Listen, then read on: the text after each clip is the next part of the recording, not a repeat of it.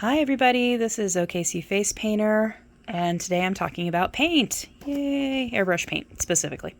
So someone in one of my groups was asking what Prolong was, and that kind of got me into thinking I should probably talk about this stuff. So first of all, I use primarily Pro Air products. The reason why, actually, I don't really have a specific reason, I just like how they perform. I personally like the color options, I like the texture, I like how long it lasts. So I just like the products.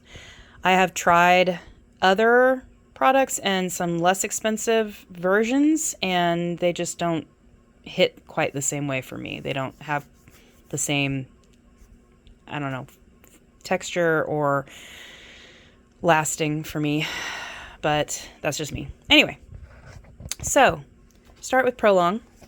Prolong can be used in 3 ways.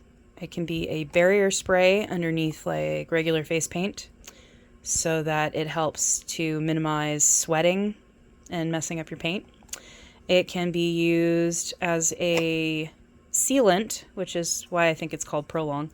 But you put it over airbrush paint and it will last longer. It will not rub off as easily or have as, be more moisture resistant. And it is also an additive that you can put into paints when the pigments start to build up a little too thick, which happens a lot in white, anything with white, like pink, baby blue, any of that. So when the pigments start to settle and separate, then you just add some of this to it and mix it really good, and it'll help separate the pigments again. But it doesn't, you can put too much in and thin it too much. So you have to kind of be careful about that. I add about 8 drops to one of my little 1-ounce cartridges that I use. I think I probably did about the same when I was doing out of the bottles, and it wasn't enough. So it's just something I learned as time went by. Hybrids versus inks. So hybrids come in this line. They come in either solids, atomics, which are UV activated solids, and then the UV paint. These are the ones you want to use on the face. You don't want to use ink on the face. They quick dry really, really fast, so you don't have to worry about the stickiness that comes from the ink that stays on there. You don't have to powder this. It is, very comfortable to wear on the skin, and it fades faster than the ink. So I use this primarily because I do a lot of children, and a lot of parents are perfectly happy with the tattoo not lasting a whole week. So that's what I use. I get the atomics for colors and have black and white in the regular hybrid. I get the atomics, like I said, because they are opaque like the solids, but they are very intensely bright and UV activated. So to me, that's, just bonus. It's everything you want in one paint rather than having to get multiple different kinds of paint. Just seems smarter to me and more cost effective. And I also chose to go hybrid rather than ink because, again, to me, it's more cost effective to have the amount of cartridges I have just in one kind of paint.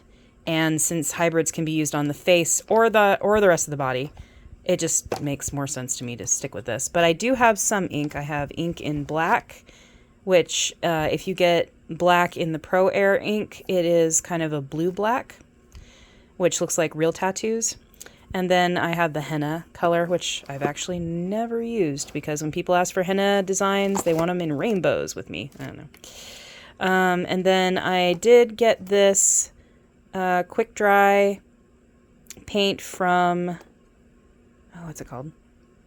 Olive Branch Cosmetics, because I was told it was very similar to the ink from Pro Air, and it's less expensive. I feel like it's too sticky because it says quick dry, but it acts like the ink. It does not dry. It stays very tacky, and you have to powder it between layers, otherwise it gets caught on your stencil. So that's something you need to know, is when you use inks, you have to take either a setting powder like you would for makeup, or you can use cornstarch, you can use baby powder, any of that.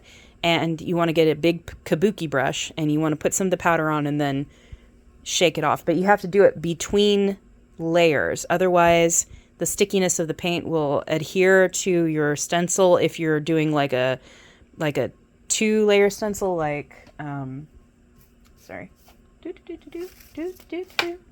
I will find it. Okay, there it is. So say you're doing a 2-layer stencil. If you do inks down here and you put this on top, it's going to, when you're done, you're going to peel off a layer of the ink, and you don't want that. So I only do inks in black. I do the colors in hybrid, and then I go over with the ink in black, and then I set it with some powder. And that's what I do there. Anyway, that's about it for paint.